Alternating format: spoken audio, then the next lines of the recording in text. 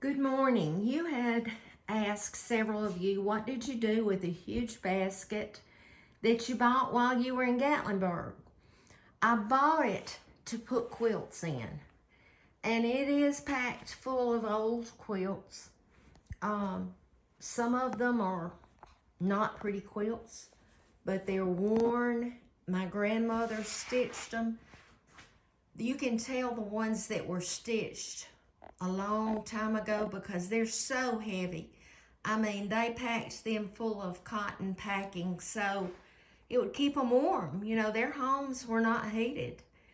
But I have the two that I really wanted to show. This blue and white one right here, my grandmother Wyatt, who passed away in 1960, had pieced this quilt top. And it's all like this, just blue and white.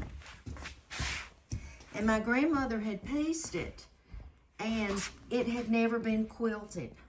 Well, I knew that I would never be able to quilt. It's a full size, but the only quilts that I have made have been throws, and I've only made 2 of those. I made me one, and Amy wanted me to make her one. But I had a friend of mine, Sandra, to quilt this, and she quilted it on a long arm quilting machine, and it's beautiful. And I wouldn't take anything for it. And you know, quilts, they get fluffier the more you wash and dry them. But this one right here is a very old quilt. If I'm not mistaken, it's called a postage stamp quilt. And each little square is hand quilted. It was pieced and then hand quilted. Let's see if I can show you the other side. Excuse me, I'm sorry, but do you see how each one of them was hand quilted? That belonged to my uncle and my aunt. It was my Uncle Ralph's. After my daddy passed away, when I was 5 years old, he kind of filled in as a father figure for me.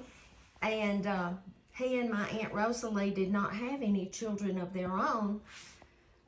So when I got married in 1972, he was the one who gave me away, and this was his quilt.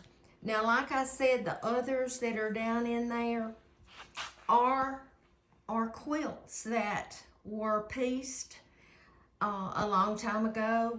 But, you know, some have stains on them, but I wouldn't dare get rid of them for anything because they were made by family members.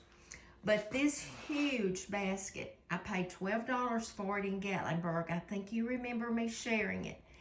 Some of you wanted to know what I would do with it, and somebody said, I bet she'll put toys in it. Well, I do have a basket with toys in it, but it's not nearly that big, and I got this one just for my quilts. My best friend Jane has an old cotton basket that she keeps her quilts in, and I've always loved it, always. So that's what it's for me. And do any of you have old quilts? I know they're a thing of the past because the young people today, very few of them quilt. And I can remember my mother and her 2 sisters had a quilt frame in their house in the living room, and during the winter months, they would sit around it and they would quilt by hand. And I would play under the quilting frame, and I would see those needles go in and out, in and out. And I have so many memories. Tell me if any of you have those memories. I'd love to know, because I am just amazed at the work that they put into things to help keep their family warm. Thank you for joining me today, and I'll be back to show you something else home with Mama Sue.